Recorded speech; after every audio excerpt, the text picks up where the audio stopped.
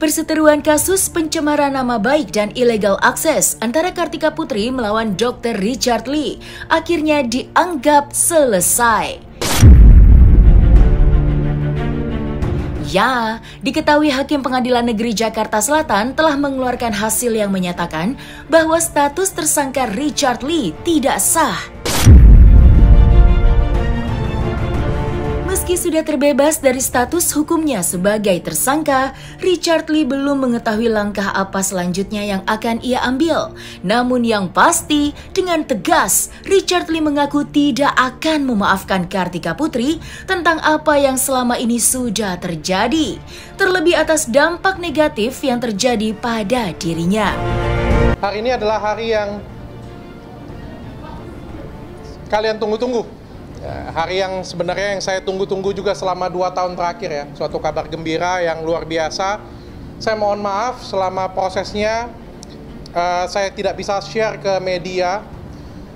Kemarin kita menempuh jalur prapit, saya memilih jalur silent aja karena pengacara saya nggak suka pansos dia ya. Tapi yang penting menang.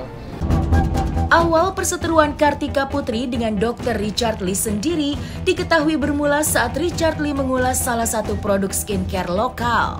Dokter kecantikan itu mengaku telah mengajukan uji lab pada skincare yang sedang dibahasnya, yang ia sebutkan mengandung bahan-bahan yang tidak semestinya memakai resep dokter. Richard juga mengingatkan Kartika Putri agar berhati-hati dan tidak sembarangan menerima endorse skincare.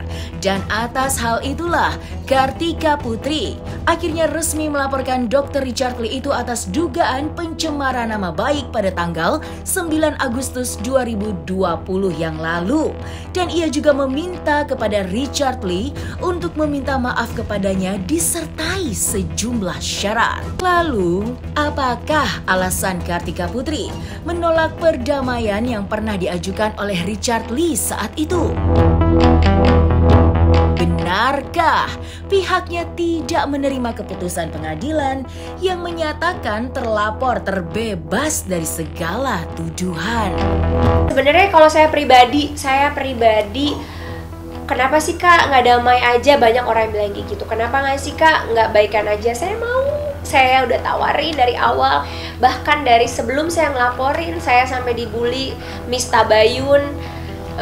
Saya ketemu juga dibikin konten, digiring opini. Dari awal saya memang nggak mau ada laporan ini. Tapi itu tadi, saya ibu rumah tangga, saya seorang istri, saya seorang mantu.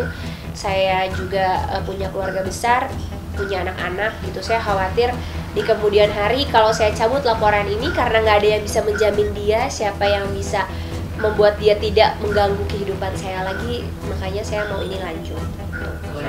Makanya yang saya bilang sih justru nggak usah jauh-jauh lah, dia punya nomor telepon pribadi saya kok kalau memang ada etikat baik. Dan pada saat bertemu juga harusnya ada upaya etikat baik, dan itu menurut saya nggak ada ditunjukin sama sekali gitu. Bahkan pada saat mediasi di Jakarta ada kalimat, ya silakan aja nggak apa-apa, kita kan juga punya laporan balik buat kalian, buat kamu gitu. Justru kayak menantang.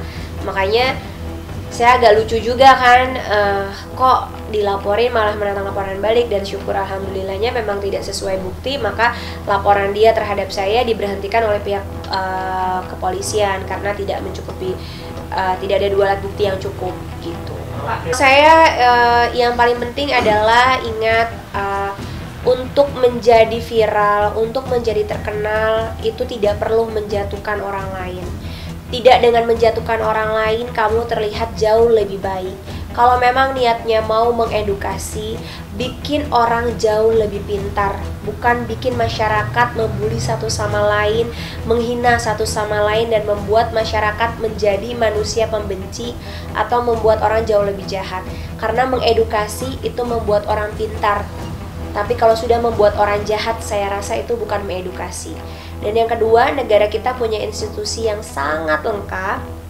Jadi tidak perlu capek-capek untuk melakukan hal-hal yang melanggar hukum, lebih baik ikuti semua sesuai prosedur hukum dan juga laporkan terhadap institusi-institusi terkait gitu. Jadi jangan melakukan pembenaran atas gelar yang dimiliki, karena gelar yang dimiliki juga punya batasan-batasan dalam melakukan sesuatu.